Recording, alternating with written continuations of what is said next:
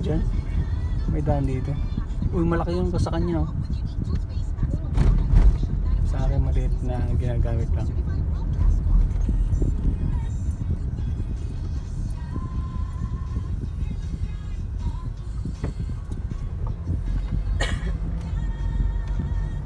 Ayun o, Terminal 1. Dito nga, may daan dito.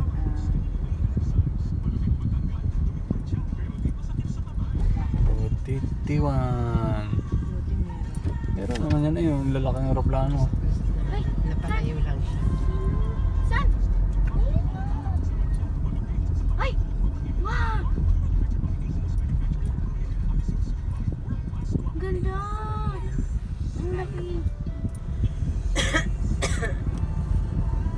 So, ito, daig pa yung ano ha.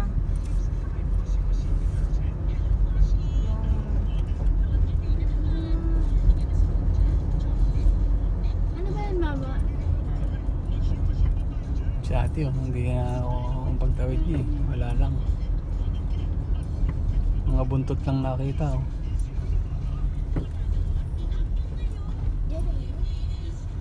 Dyan na.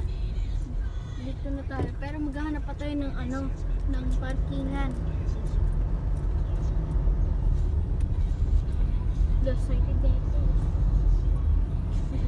Yun, oh. Ayun o. Parang familiar sa amin. Ah. Tingin lang, huwag nang gumanon. Baka sabihin lang, galing kitang dito.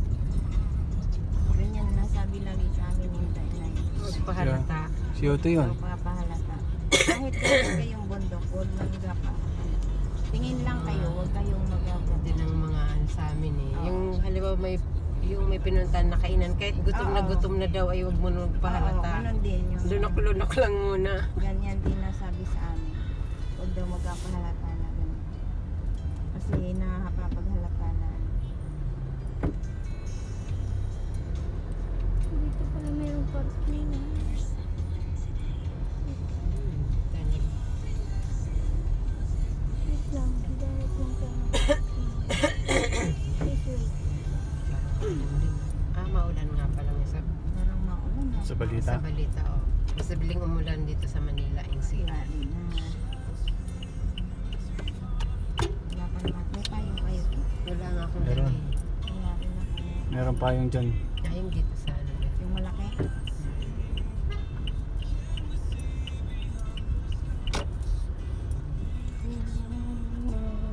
Gorte lang. Ano, pupunta pa tayo lahat doon? Sa parking. Doon sa ano? Sa?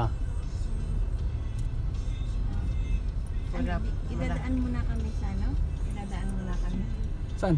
Doon sa Hindi, dito lang tayo sa baba. Sa baba yun, hindi yun sa taas. Siyempre mo na lang. Baka mamaya umulan pa. Hindi, dyan tayo. Malapit lang yun. Wow. Lapit pa natin. Off mo na nga.